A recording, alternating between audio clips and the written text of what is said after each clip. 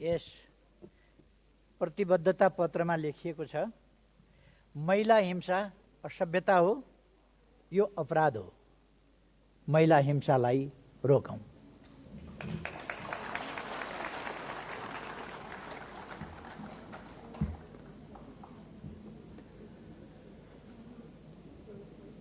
सम्माननीय राष्ट्रपतिज्यू, माननीय महिला बाल बालिका एवं ज्येष्ठ नागरिक मन्त्रीज्यू, मञ्चमा आसीन महिला आयोगका अध्यक्ष, महिला बाल बालिका सम्बन्धी संसदीय समितिका माननीय सभापतिज्यू, माननीय मन्त्रीज्यूहरू, योजना आयोगका माननीय उपाध्यक्षज्यू, माननीय राष्ट्रिय सभा प्रतिनिधि सभाका सदस्यज्यूहरू, माननीय योजना आयोगका सदस्यज्यूहरू, विभिन्न संवैधानिक आयोगका प्रमुख र सदस्यज्यूहरू, विभिन्न सङ्घ संस्थाका प्रतिनिधि मित्रहरू, राष्ट्रसेवक सम्पूर्ण मित्रहरू, आज यहाँको बेलुका राति अमेरिकाको बिहान वा दिउँसो सम्मानित हुँदै हुने साहसिक महिलाको सम्मानबाट सम्मानित हुँदै हुने छोरी मुस्कान खातुन र सञ्चारकर्मी लगायत सम्पूर्ण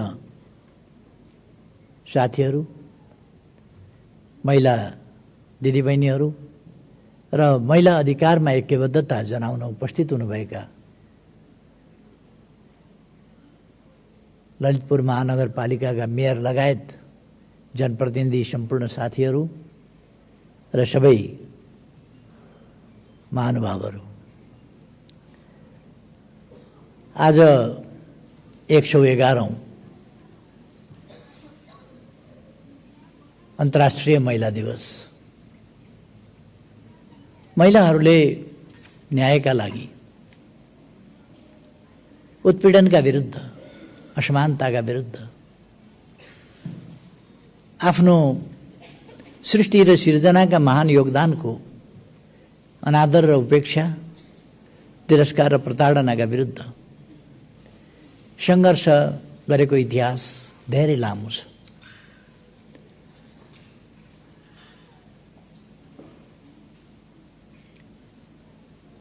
यो महिला प्रधान, मातृ प्रधान बनिने समाज पनि सुखमय थिएन, बहुत पछौटे समाज थियो भन्ने मात्रै त्यो नारी प्रधान हो, तर त्यसमा कुनै सुविधा थिएनन्, केही पनि थिएन, अत्यन्त कष्टपूर्ण, आमा मात्रै चिन्ने जमानाको कुरा हो त्यो। त्यसकारण त्यसप्रति पनि हामी खासै गौरव गर्न सक्दैनौँ, त्यो एउटा पछौटे समाज थियो। त्यस यताको सिंह हो मानव जातिको इतिहास, मानव सभ्यताको इतिहासमा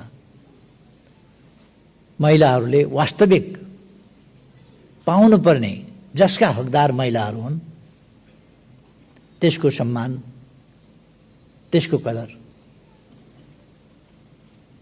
त्यसप्रतिको न्याय प्राप्त गर्न सकेनन् र त्यसका विरुद्ध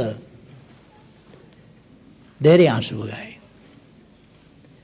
मानव सभ्यताको इतिहासमा सृष्टियता महिलाहरूले न्यायका लागि बगाएको आँसु एकै ठाउँ जोड्ने हो भने एउटा खोलो हुन्थ्यो होला, त्यति आँसु महिलाले बगाए। धेरै सङ्घर्ष गरे, हामीसँग त सङ्घर्ष न्युयोर्कको एउटा कारखानाको हडतालबाट सुरु भएको सङ्घर्षको हामी कुरा गर्छौँ। यो त एक ठाउँ सङ्गठित हुन पाएपछिको कुरा हो। सङ्गठितै हुन नपाइकन घर घरमा आफ्ना ठाउँमा अन्याय, असमानता, तिरस्कार, पीडा महिलाहरूले भोग्नु पर्यो। अहिले पनि कतिपय मान्छेहरू अन्तै रिस उठ्यो भने त्यो रिस लगेर महिलामाथि पोखिदिन्छ। अन्तै झगडा पर्यो भने घरमा आएर श्रीमतीलाई दुःख दिन्छ।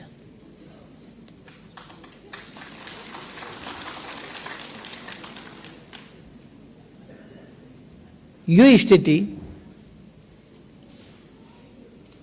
सोचे भन्दा गम्भीर छ। यस समस्याको गहिराई सोचे भन्दा बढी छ।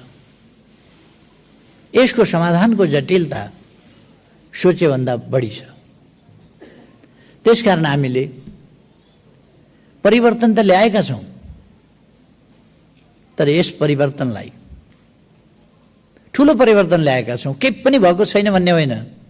कहाँबाट कहाँ आइपुगेका छौँ आज हामी। धेरै उपलब्धि भएका छन्, धेरै परिवर्तन आएको छ, धेरै भिन्नता भएको छ।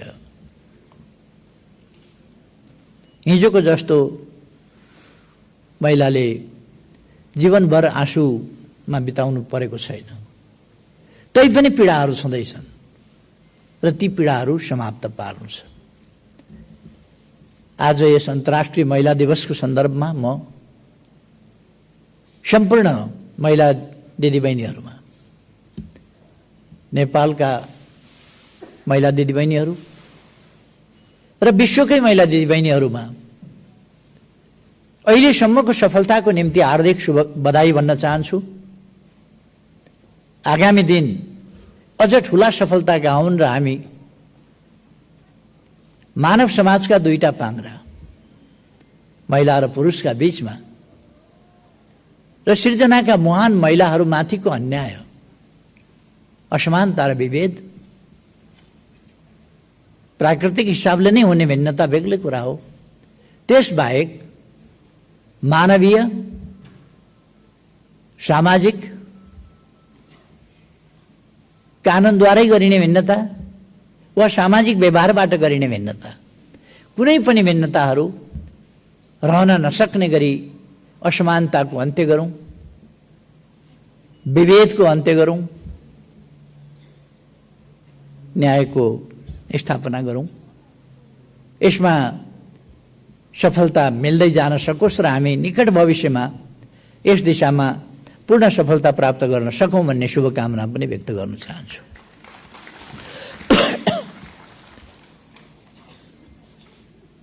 हामीले महिलामाथिको भेदभावलाई असभ्यता हो भनेका छौँ। हरेकले बुझ्नु पर्दछ, महिलामाथि भेदभाव गरिन्छ भने, महिलालाई अपमान गरिन्छ भने त्यो असभ्यता हो। कसैले महिलालाई अपमान गरेर आफ्नो कद बढेको छ भन्ने ठान्छ भने त्यो सभ्यताको श्रेणीमा उठ्या रहन्छ भन्ने बुझ्नुपर्छ। त्यो असभ्य छ। सभ्यता समानतामा निर्भर गर्छ। असमानता मानिसले मानिसलाई गर्ने अपमानमा सभ्यता रहेको हुँदैन, त्यहाँ असभ्यता हुन्छ। त्यसकारण अझ आफ्नै आमामाथि गरिने, प्रकारान्तरले हरेक महिला आमा हुन्, आफ्नै आमामाथि गरिने अपमान, हरेक मानिस, महिला होस् कि पुरुष, महिलाको छोरो हो र महिलामाथि नै अपमान गर्छ भने असभ्य हो। डिग्रीधारी हुन सक्छ, ओहदाधारी हुन सक्छ, तर उसले सभ्यता चाहिँ धारण गरेका छैन वा गर्न सकेका छैन। अरू जे धारण गरे पनि, सम्पत्ति धारण गरे पनि, ओहदा धारण गरे पनि, डिग्री धारण गरे पनि मति धारण गर्न सकेका छैन भने के धारण गर्यो?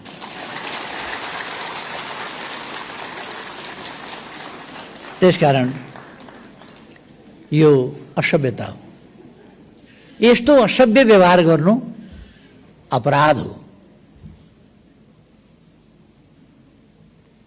र यो असभ्यता र यस अपराधको अन्त्य गर्नुपर्दछ। हरेकले अन्त गर्नुपर्दछ। अन्त गर्न मान्दैन भने त्यो दण्डनीय हुन्छ र त्यस्तालाई दण्ड गर्नुपर्छ। जसले सभ्यताको उल्लङ्घन गर्छ र अपराध गर्छ त्यो दण्डनीय हुन्छ। खास गरी महिलाहरूमाथिको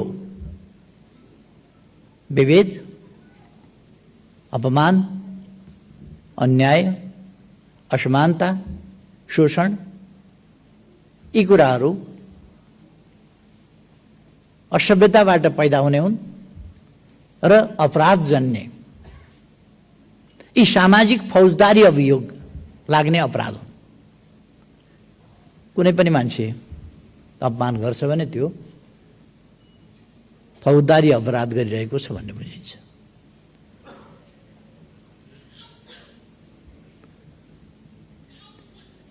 अब यति बेला म सिंगै समाजमा सामाजिक न्याय र समानताको चेतना हुनुपर्दछ। सिंगै समाजमा आग्रह गर्न चाहन्छु,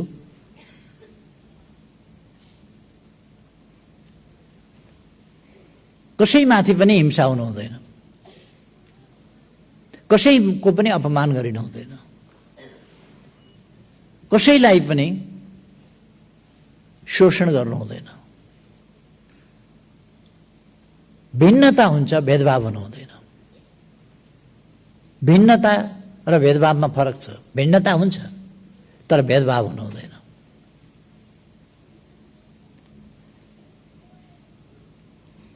र मैले अघि पनि भने हामीले यस दिशामा धेरै ठूला उपलब्धिहरू हासिल गरेका छौँ। मभन्दा अगाडिका नेत्रीहरूले पछिल्लो महिला आन्दोलनको इतिहासको एक झलक र हाम्रा प्रयास र सफलताहरूको एक झलक, वर्तमान स्थितिको एक झलक र अब जानुपर्ने बाटोको एक झलक प्रस्तुत गरिसक्नु भएको छ। मैले धेरै समय लिनु पर्दैन। मैले फेरि क्लारा जेटकिनबाट सुरु गर्ने या न्युयोर्कको महिला आन्दोलनबाट सुरु गर्ने आवश्यकता रहेन, किन साथीहरूले भनिसक्नु हो इतिहास। म हाम्रो देशकै सन्दर्भमा, हाम्रो देश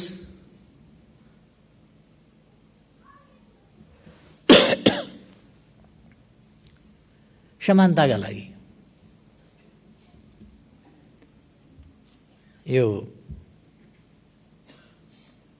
न्युयोर्कमा भएको आन्दोलन लेखियो, उहिले नैदेखि लेखियो, भनिँदै आयो, पढिँदै आयो। हाम्रा ठाउँमा महिलाहरूले गरेका योगदान लेखिएनन्। लोकतन्त्रका लागि, सामाजिक न्याय र समानताका लागि योगमायाले गरेको प्रयास र योगदान, सामाजिक जागरणको योगदान, असमानता र विभेदको अन्त्यका निम्ति उनले उठाएको योगदान, उनले उठाएको आवाज, उनले प्रस्तुत गरेका विचारहरू लेखिएनन्। तर कुनै कान्छो इतिहास होइन, यो उत्तिकै पुरानो इतिहास हो। त्योभन्दा अघि कति दिदीबहिनीहरूले, कति आमाहरूले, कति हजुरआमाहरूले, कति पर हजुरआमाहरूले यस्ता आवाज उठाए, लेखिएनन्। हाम्रोमा त भएको पनि बिर्सिँदै जाने स्थिति बन्यो। हाम्रो समाजका योगदानहरू, हाम्रा विदेशीहरूका योगदानहरू, विश्वका सबभन्दा पुराना ग्रन्थ वेदमा नारी चिन्तनहरू आएका छन्। हाम्रो सभ्यता सभ्यताको हिसाबले कोही कोही असभ्यता अहिले पनि देखिन्छन्, अहिले पनि भन्दै गर्छन्, अहिले पनि कराउँदै गर्छन् असभ्यहरू। तर सभ्यताको हिसाबले हाम्रो यत्र पूज्यन्ते नारीस्तु तत्र रमन्ते देवता, जहाँ महिलाहरूको पूजा हुन्छ भनेको सम्मान गरिन्छ, त्यहाँ देवता रमाउँछन् भन्ने मान्यताको समाज हो हाम्रो समाज। आज यो पछिल्लो समयमा केही समय सामन्तवादको विकृत प्रवृत्तिको कारणले कसले शिक्षा लिनुहुने, कसले नहुने, कसले पढ्न हुने, कसले पढ्न नहुने, महिलाले वेद रचना गर्ने तर पछि महिलाले नै पढ्न नहुने। वेदको रचना गार्गीहरूले गर्छन्, अरूले गर्छ, उपनिषद र पुराणहरूको रचना गर्छन्, तर त्यही कुरा पछि महिलाले चाहिँ पढ्न नहुने। यो समाजलाई तत्कालीन शासकहरूको स्वार्थ र दुर्बुद्धि दुईटा कुराले समाजलाई पछाडि लग्यो। त्यसकारण यस्ता गलत प्रचलनहरू चले। हाम्रो समाज पहिलेदेखि एडभान्स हो।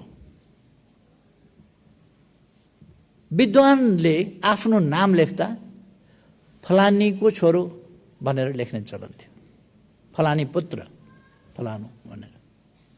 आमाको नाममा उसले आफ्नो नाम अगाडि फलानी पुत्र भनेर लेख्ने गर्थ्यो। कुन महिलाको छोरो, कसको छोरो भनेर आमाको नाम पहिले लेख्थ्यो, अनि फलानीको छोरो, अनि मात्रै आफ्नो नाम लेख्थ्यो। आमाको त्यो सम्मान, त्यो दर्जा हाम्रो समाजमा थियो।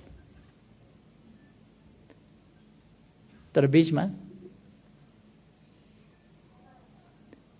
कतै पनि आमाको नामै लेख्ने चलन हरायो। नागरिकतामा पनि बाबुको नाम खोज्ने, आमाको नाम नखोज्ने।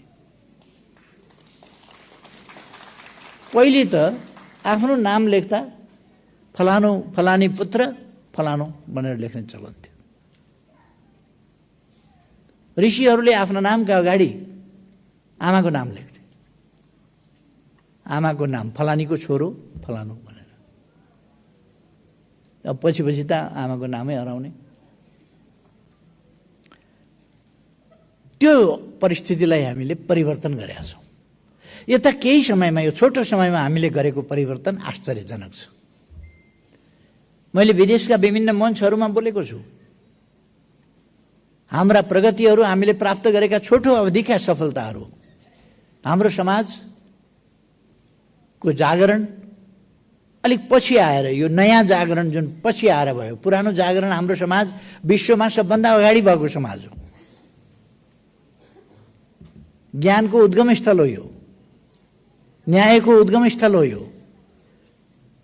अनेक चीज यहीँ बने, कानुन यहीँ बने, न्याय यहीँ बने। यो चाहिँ यस्तो समाज हो जो एउटा त्यस बेलाको परिस्थिति अनुसार आफूलाई एउटा सभ्यतामा लान चाहन्थ्यो। पछि वर्णाश्रम व्यवस्था आयो, पुरुष प्रधानता आयो, त्यसले बिगार्दै लग्यो समाजका कतिपय कुराहरू। यद्यपि त्यस बेला ती फेरि प्रोग्रेसिभ कुरा थिए समाज विकासका लागि। दुःखद कुरो, त्यसलाई उत्तिकै बढाएर लान सकेको भए सायद दुनियाँ कहाँबाट कहाँ पुगिसक्थ्यो होला। तर यताका परिवर्तनहरूले फेरि हामी कहाँ पुनर्जागरणको एउटा नयाँ युग सुरु भएको छ र यस युगलाई हामीले अत्यन्तै सदुपयोग गरेर अगाडि बढिरहेका छौँ।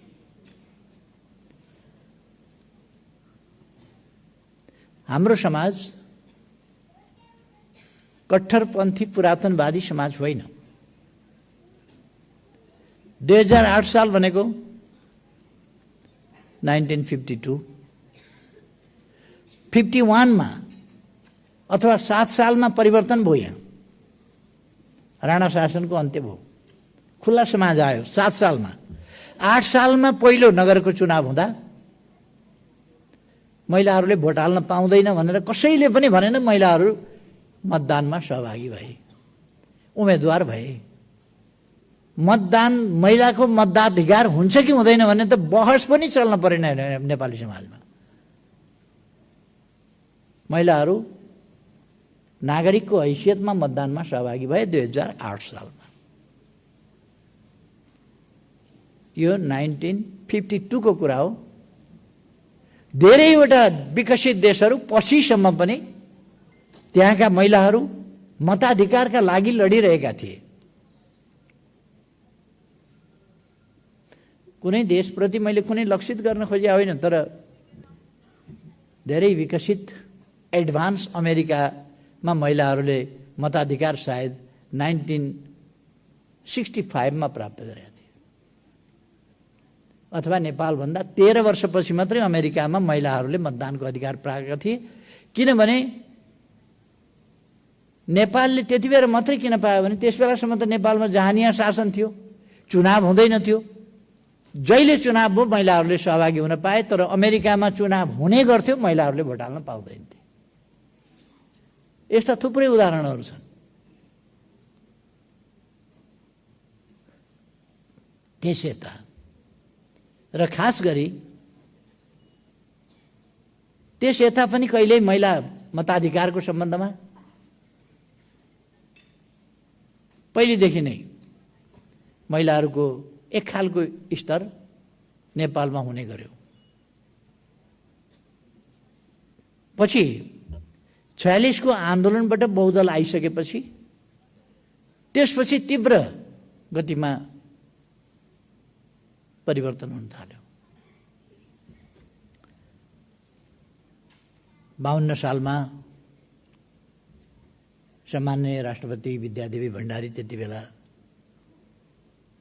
एउटा महिला नेत्रीको रूपमा उहाँले महिला प्रतिनिधित्वको अभिवृद्धि, संविधानमा 5% मात्रै महिलाको सहभागिता पहिले हामीले त्यो पनि लडेर नै स्थापना गरेका थियौँ। संसदमा 5%, त्योभन्दा अगाडि यति प्रतिशत भन्ने अथवा महिला हुनै पर्छ भन्ने केही पनि थिएन। 47 को संविधानले 5%। 52 सालमा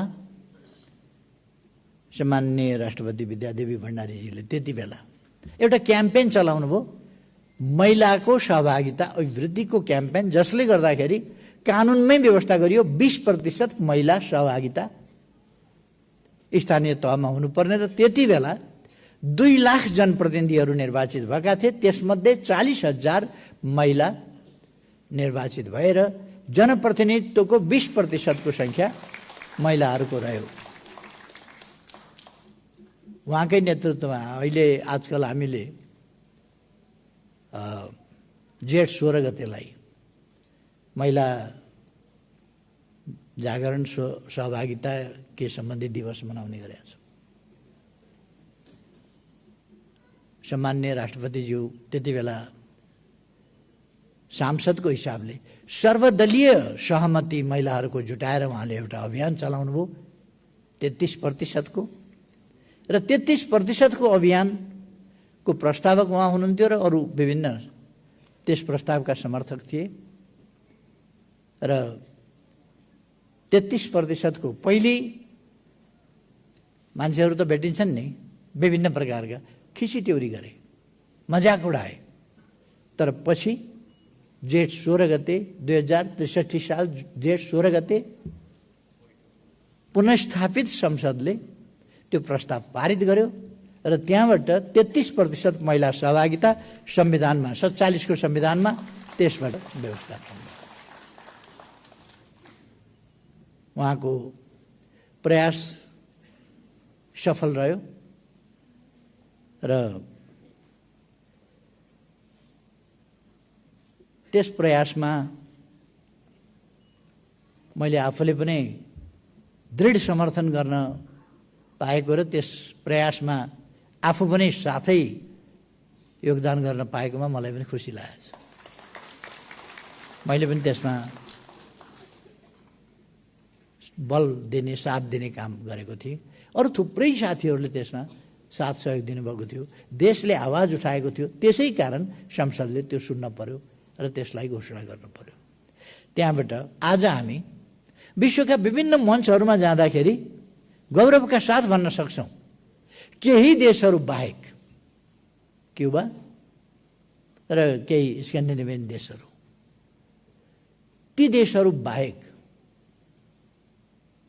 अरूतिर भन्ने हो भने हाम्रो तुलनामा विकसित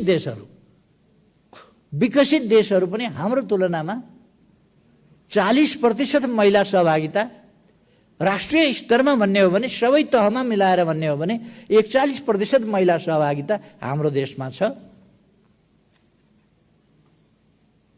दुनियाँका बहुत कम देशहरूमा मात्रै महिला प्रतिनिधित्वको 40%, 41% अथवा 40% भन्दा माथि महिला सहभागिता धेरै देशहरूमा छैन। यो हामीले आफ्नो सफलता भन्दाखेरि अरू देशका मानिसहरू आश्चर्यचकित पनि हुन्छ, यति ठुलो सफलता पाइरहेको छ भनेर। हामीले यो सफलता प्राप्त गरेका छौँ। बालिकाहरूको स्कुल भर्ना दर लगभग 7% छ। हिजोको जस्तो बालिकाहरूले स्कुल छोड्ने ड्रप आउटको सङ्ख्या त्यस्तो प्रतिकूल अवस्थामा छैन। आज बालिकाहरू छोडिरहेका छैनन् स्कुल, उनीहरू पढाइ अगाडि बढाउँछन् र अहिले महिलाहरूको प्रतिभा विभिन्न ढङ्गले विभिन्न क्षेत्रमा प्रस्फुटित हुन थालेको छ। अहिले हामी चाहे विश्वविद्यालयका रेकर्डहरू हेरौँ या क्याम्पसहरूका रेकर्डहरू हेरौँ, विभिन्न क्याम्पसका रेकर्डहरू हेरौँ, ती ठाउँहरूमा महिलाहरूले बालकलाई बालिकाले उछिनेका छन्, युवामा पनि महिला युवाहरूले उछिनेका छन् विभिन्न ठाउँहरूमा। त्यसकारण त्यो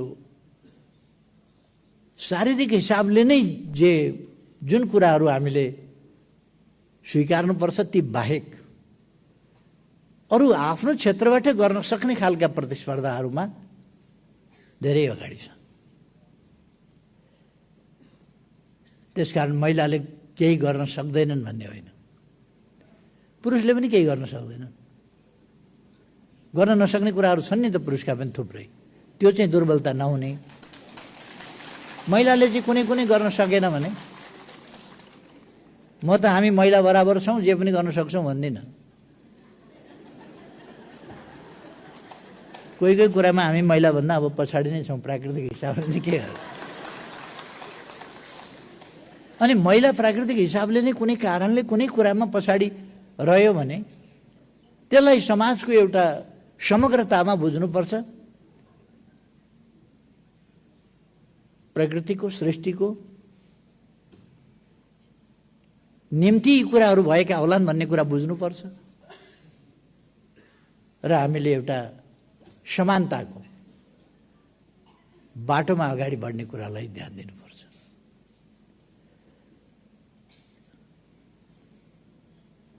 अहिलेको सरकार बिल्कुलै प्रतिबद्ध छ सामाजिक न्याय र समानताको तर्फ काम गर्न र सफलताका लागि काम गर्न। यो प्रचारात्मक मात्रै कुरा होइन। हामी प्रचार केही गर्छौँ भने त्यो सन्देशका लागि, जागरणको लागि, शिक्षाका लागि, त्यसका लागि प्रचार गर्छौँ कि मानिसले थाहा पाउन्, त्यसबाट प्रेरित हुन् र मानिस सिक्न पाउन्, त्यसबाट परिवर्तन गर्न पाउन्, आफूलाई परिवर्तित बनाउन पाउन् र अरूलाई पनि परिवर्तन गर्न सकुन् र सँगै समाज परिवर्तन होस्। त्यसका लागि प्रचार गर्छौँ, देखाउनका लागि होइन। हामीलाई उपलब्धि हासिल गर्नु छ, उपलब्धि देखाउने होइन। उपलब्धि हासिल गर्ने कुरा हो हाम्रो। समानता हामीले हासिल गर्ने कुरा हो, सकारात्मक भिन्नता हामीले ल्याउने कुरा हो। त्यसै कारण हामीले आरक्षणका यो जबसम्म समानताको पूर्ण रूपमा स्थापित हुँदैन तबसम्म आरक्षणका सकारात्मक विभेद भन्ने गर्छ। मैले त्यसलाई सकारात्मक विभेद भन्दा पनि विशेष व्यवस्था भन्ने गर्छु। ती विशेष व्यवस्थाहरू हामीले गरेर हामी समाजलाई समानताको बाटोमा अगाडि बढाउँछौँ। हामीले कुनै पनि कुरा तदारुकताका साथ एसिड आक्रमणको सम्बन्धमा मुस्कान खातुनलाई मैले बोलाएर भेटेर कुराहरू सुनेको हुँ। मुस्कान खातुनका मागहरू सुनेको हुँ। यस्तै पीडित, एसिड पीडित महिला र बालिकाहरू मैले बोलाएर भेटेर कुरा सुनेको हुँ। उहाँहरूका कुरा सुनिसकेपछि कडा कानुनको आवश्यकता छ भनेर कडा कानुन तत्काल मैले निर्देशन गरेँ कि 15 दिनभित्र कानुन निर्माण गरेर ल्याऊ। यसमा विलम्ब गर्ने संसद कहिले बस्छ भनेर पर्खिने होइन, संवैधानिक बाटो हो अध्यादेश भनेको। केही मान्छे अध्यादेश ल्याउनै हुँदैन, संवैधानिक बाटो होइन भन्छन्। एसिड छ्यापिरहन हुने, रोक्न चाहिँ नहुने। संविधानले अध्यादेश जारी गर्न भनेको छैन, अध्यादेश ल्याउन भनेको छैन। नचाहिने काममा ल्याउनु हुँदैन, चाहिने कुरामा अध्यादेश संवैधानिक बाटो हो, लोकतान्त्रिक बाटो हो। त्यसै कारण सरकारले त्यो अध्यादेश ल्यायो।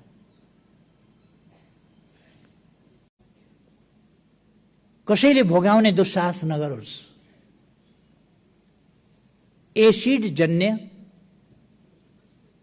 अपराध गर्छ कसैले भने त्यसप्रति समाजको कडा नजर रहनुपर्दछ, सरकारको कडा नजर रहनुपर्दछ, कडा दृष्टिकोण रहनुपर्दछ र कडा व्यवहार त्यसप्रति, त्यसको रोकथाम, नियन्त्रण र सजाय, त्यसका लागि कडा कदम चाल्नुपर्दछ। यसै सन्दर्भमा यो अध्यादेश ल्याइएर कानुन लागू गरिएको। अघि भर्खरै सभापति महिला बालबालिका सम्बन्धी समितिका सभापतिजीले भन्नुभयो, दुःखको कुरा। केही मान्छेहरू छन् जो अर्थ केही पनि देख्दैनन्। अर्जुनले माछाको आँखो मात्रै देखे जस्तै पद, सत्ता, स्वार्थ त्यो मात्रै देख्छन्। हिजो मैले बोलिनँ, प्रधानमन्त्री कुन पार्टीको हो भनेर सोधिराखे।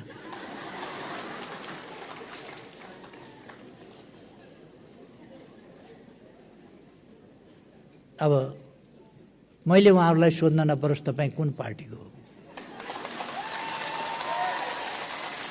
उहाँहरूले मलाई नेकपाको साधारण सदस्यबाट पनि निकाल्नु भएको थियो। म साधारण सदस्य पनि होइन नेकपाको। अदालतले भनौँ म कुन पार्टीको सदस्य हो, कुन पार्टीको अध्यक्ष हो। अदालतले भनेको पनि नसुन्ने लक्ष्मीप्रसाद देवकोटाले भने जस्तो दर्शन किन्तु कहीँ दिँदैन चर्म चक्षुले कानामा भने जस्तै। देख्नै नसक्ने, देख्नै नखोज्ने, आँखा भएर के गर्ने, कान भएर के गर्ने, सुन्नै नसक्ने। त्यो जन्मदैको दोष पनि होइन, कुनै रोग बिमारको दोष होइन, तर सुनिराखेको छ तर पनि सुन्दैन, देखिराखेको छ तै पनि देख्दैन। अब हुँदा हुँदा प्रधानमन्त्री कुन पार्टीको हो जानकारी पाऊँ भनेर सर्वोच्च अदालतमा सोध्न जाऊ कुन पार्टी। खैर, तिनै मान्छेहरूले समस्या पैदा गरे। लडाइँ गरेर, मुद्दा लडेर, यति बेला चुनावमा जान्थ्यो देश, चुनावपछि एउटा राम्रो सरकार बन्थ्यो, त्यसलाई रोके मुद्दा हालेर। अनि संसद पुनर्स्थापना किन गरे रहेछ भन्दा उफ्रिन, नारा लाउन, कराउन, अध्यादेश पेश गर्न नदिन, एसिड आक्रमणका विरुद्धको कानुन पास गर्न नदिन, त्यसका लागि पो बोलाएको रहेछ। संसद पुनर्स्थापना भयो, ठिक छ, अदालतको आदेशलाई हामी मान्छौँ, पुनर्स्थापना भयो। अब पुनर्स्थापित संसदलाई देशका समस्याका बारेमा, जनताका समस्याका बारेमा छलफल गर्ने थलो बनाऊ। ती समस्याको समाधान कसरी गर्ने त्यसको छलफल गर्ने थलो बनाऊ। छलफल गर्दा माननीय भनेर अगाडि लेखिया हुन्छ, माननीय भनेर लेखिए जस्तै माननीयले बोल्ने भाषा जस्तै बोलेर छलफल गरौँ न।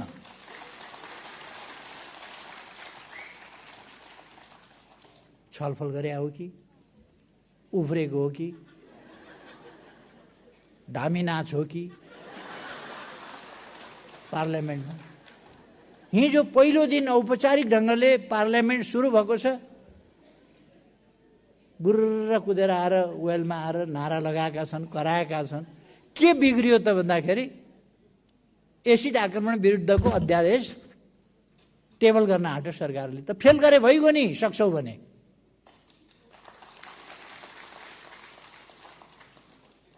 फेल गर्ने आँट कसैको छ? फेल गर्ने आँट छैन। त्यसकारण त्यो मन पनि परेको छैन, फेल गर्ने आँट पनि छैन। त्यसकारण वेल घेरेर अध्यादेश पेश गर्न पाइँदैन भनेर नाराबाजी। प्रतिनिधि सभा पुनर्स्थापना हुनुपर्छ भनेर मुद्दा लडेर, झगडियाले जस्तो मुद्दा लडेर, सिमानाको झगडा जस्तो राजनीतिक फैसला जे होस् मुद्दा लडेर आइसकेपछि ताज्जुब देखियो। एउटा फैसला अदालतको जय जयकार, अर्को फैसला के फैसला गरे आइयो? राजनीतिमा हात हाल्न पाइन्छ? अर्को फैसला अदालतको फैसला मान्ने भनेपछि मान्ने। शक्ति पृथकीकरणको सिद्धान्त, स्वतन्त्र न्यायालय, न्यायालयका फैसलाहरूको सम्मान गर्नुपर्छ भनेपछि मेरो पक्षमा भए सम्मान गर्ने, पक्षमा भएन भने अब मैले त जुन पनि मुद्दा हारिराखेको छु सम्मान गरेको छु, त्यसको कार्यान्वयन गर्ने भनेको छु। मैले प्रतिनिधि सभा विघटन गरेँ, दुर्दिन देख्नु थियो, पुनर्स्थापित भयो। प्रतिनिधि सभा पुनर्स्थापना भयो, चुनावमा जाने बेलामा नारा जुलुस हेर्नुहोस् त। एकातिर एक थरी गुरुर कुद्छन्, अर्को थरी गुरुर बाहिर निस्किन्छन्, अर्को थरी नारा लाउँछन्। संसदको हालत हेर्नुहोस् त। पहिलो घाँसै झिँगा पऱ्यो भने जस्तो, प्रथम घाँसै मच्छीका पात, पहिल्यै घाँसमा झिँगा। खैर, यो प्रसङ्ग आएको खालि यो एसिड आक्रमण विरुद्धको अध्यादेश पेश गर्न दिइएन भन्ने प्रसङ्गमा आयो। अरू कुरामा म फेरि उहाँहरूसँग कुनै जुवारी खेल्ने मलाई मन पनि छैन, अर्थ पनि छैन, मतलब पनि छैन। अरू कुरामा मेरो केही भन्नु छैन। तर यो प्रसङ्ग किन आयो भने एसिड आक्रमण विरोधी, त्यसका विरुद्ध त्यसलाई सजाय गर्ने अध्यादेश जब पेश हुन लाग्यो त्यति बेला नेपाली कङ्ग्रेस, मधेसवादी दलहरू कोही कुदेर बाहिर निस्किए। कहाँ हिँड्या हुन्, के हतार थियो थाहा छैन, कुदै कोही वेल घेरेर नारा लगाएर गजबको सेटिङ देखियो, गजबको सेटिङ। मैले धेरै केही भन्दिनँ, कसका भाषण कस्ता थिए, के थिए, कुन ओहदा कुन तहका भाषण कस्ता थिए, त्यतापट्टि पनि म जान्न। तर यस देशलाई कता लाने हो? यस देशको गरिमा, हाम्रो संसदको गरिमा, हाम्रो प्रतिनिधि सभाको गरिमा, हाम्रो सांसदहरूको गरिमा, आफ्नो मर्यादा आफूले कायम गर्नु पर्दैन? हामीले हाम्रो संसदलाई, चुनावबाट आउनु पर्थ्यो नयाँ संसद, यस्तो हालत हुने थिएन, हुने थिएन। त्यसै कारण मैले विघटन गरेँ। यो हुन्छ भनेर यही देखेर कमसेकम मेरै मेख मार्न पनि हिजो त चुप लाएर त बस्नु पर्थ्यो। मेरै मेख मार्न पनि नि हामीले मुद्दा लडेर जितेर प्रतिनिधि सभा फर्काएपछि यति शान्त भएर त चल्छ नि भन्ने त देखाउनु पर्थ्यो नि। हेर्नुहोस् त हालत। खैर,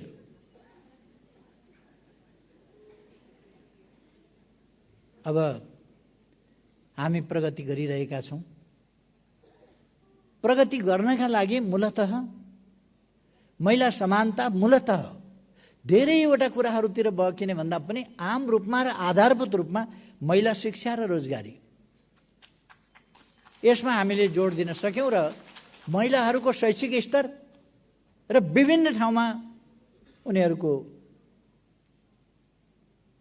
आय आर्जनका कामहरू, उत्पादनका कामहरू, अथवा त्यसको अर्थ हो सम्पत्तिमा उनीहरूको पहुँच। रोजगारीको अर्थ के हो? सम्पत्तिमा पहुँच। सम्पत्ति भएर पनि यो श्रीमानका हातमा सम्पत्ति छ, प्रशस्त सम्पत्ति भए पनि एउटा केही सानो किन्नु पर्यो भनेदेखि श्रीमानबाट चाहिने तोक आदेश लगाउनुपर्छ, स्वीकृति। त्योभन्दा आफ्नो हिसाबले जान सक्ने, यसका निम्ति सहकारीका आदि अनेक माध्यमहरू छन् जसलाई हामीले प्रयोग गरेर जानुपर्दछ। विभिन्न माध्यमबाट हामीले छोरीलाई अनिवार्य पढाउनु पर्दछ।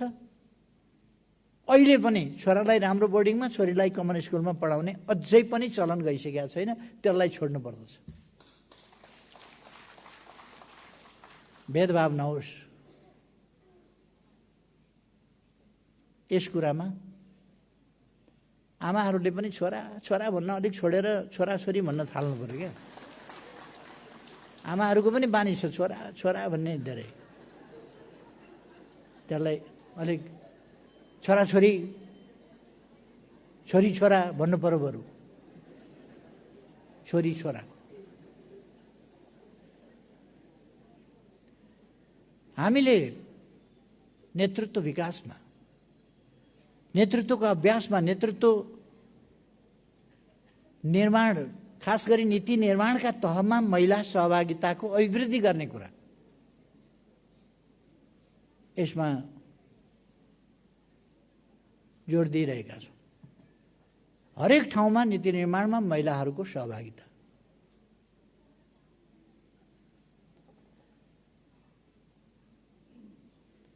यसरी टम्म महिला अगाडि बस्ने, यो नारी दिवसमा मात्रै यस्तो गर्नु हुँदैन। अघि पछि पनि महिला टम्म अगाडि बस्ने खालको स्थिति सिर्जना गर्नुपर्छ। नत्र एउटा महिला वक्ता हुँदैन।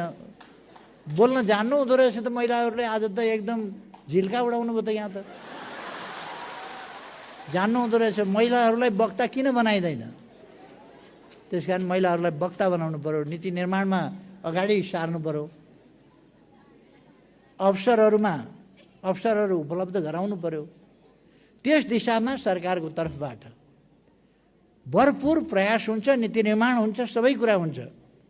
र म समाजलाई आग्रह गर्न चाहन्छु, सरकारका यी प्रयासहरू एक्लै सरकारका प्रयासहरूले थुप्रो ठाउँबाट हामीले चलाइराखेका छौँ। यसमा शिक्षाको सम्बन्धमा, अरू सम्बन्धमा विभिन्न ढङ्गले चलाएका छौँ। तर सामाजिक जागरणको तह जहाँ छ त्योभन्दा माथि फेरि अरू उपायहरूबाट हुँदैन। सामाजिक जागरणको तह हामीले माथि उठाउनुपर्छ। हामी सबै सचेत हुनुपर्छ। हामी सबैले सचेत प्रयास गर्नुपर्छ सामाजिक न्याय र समानताका लागि, पुरुष र महिलाका बीचको विभेद अन्त्य गर्नका निम्ति, महिला हिंसा एउटा असभ्यता र अपराध हो भन्ने कुरालाई बुझ्नका लागि, र त्यसमा आफूले अवलम्बन गर्नुपर्यो त्यस तथ्यलाई। कमसेकम हरेकले मनमा सोच्नु पर्यो, म महिला हिंसा गर्दिनँ, अरूले महिला हिंसा गरेको पनि सहन्न। हामी कसैले पनि महिला हिंसा गर्नु हुँदैन, किनभने यो असभ्यता हो, यो अपराध हो। त्यसकारण यसबाट हामी अलग हुनुपर्छ। आजको नारा अत्यन्तै सार्थक छ, अन्तर्राष्ट्रिय नारा पनि सार्थक छ। हामी कोभिड-19बाट आक्रान्त भयौँ एक साल। अब त्यसबाट हामी पार पाउँदैछौँ। खोप लगातार अगाडि बढाएको छ। हिजो मैले पनि खोप लगाएँ र ज्येष्ठ नागरिकहरूले लाउने खोपको सुरुवात गरेँ। मन अलिकति चिसो हुने कुरा हो। ज्येष्ठ नागरिक भएर पहिलो खोप चाहिँ लगाउनु भनेको रमाइलो कुरा होइन। तर पनि हिजो मैले ज्येष्ठ नागरिकको हिसाबले खोप लगाएर सुरु गरेँ।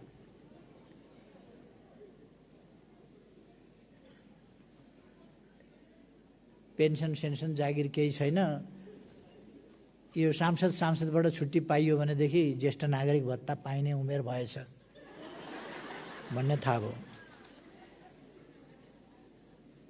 हामीले खोप ल्याएका छौँ। अब कोभिड-19 को लगातार हिजो मात्रै 1,87,000 कि कति हिजो एक दिनमा मात्रै खोप लगाइयो। हिजो मात्रै दैनिक लगभग 2 लाखका हिसाबले, अझ बेलुकासम्म कति लाग्यो त्यो थाहा भइसकेका थिएन। लगभग 2 लाखका दरले दैनिक हामी खोप लगाइरहेका छौँ। 300 भन्दा बढी सेन्टरहरू क्रियाशील छन् खोपका। धेरै विकसित देशहरूभन्दा हामी अगाडि छौँ यसको नियन्त्रणमा, यसको रोकथाममा। त यस अवसरमा म खास गरी फेरि एकपल्ट सम्पूर्ण दिदीबहिनीहरूमा हार्दिक बधाई र शुभकामना भन्न चाहन्छु यस विशेष दिनको अवसरमा। 111औं अन्तर्राष्ट्रिय महिला दिवसको सन्दर्भमा र सम्पूर्ण पुरुष दाजुभाइ दिदीबहिनीहरूलाई पनि महिलाहरूका नहेपे हुन्थ्यो, अपमान नगरे हुन्थ्यो, अन्याय अत्याचार नगरे हुन्थ्यो भन्ने आग्रह नाजायज होइनन्, जायज हुन्। ती आग्रहलाई सम्मान गर्न म सबै साथीहरूलाई, पुरुष साथीहरूलाई आग्रह गर्न चाहन्छु र सुझाव पनि दिन चाहन्छु। फेरि एकपल्ट मुस्कान खातुनलाई बधाई भन्न चाहन्छु र यस आयोजनाका लागि मन्त्रालयलाई विशेष धन्यवाद भन्न चाहन्छु। मलाई पनि यहाँ आमन्त्रण गर्नुभयो, म खुसी व्यक्त गर्दै धन्यवाद भन्दै सबैमा शुभकामनाका साथ आफ्नो मन्तव्य टुङ्ग्याउँछु। धन्यवाद।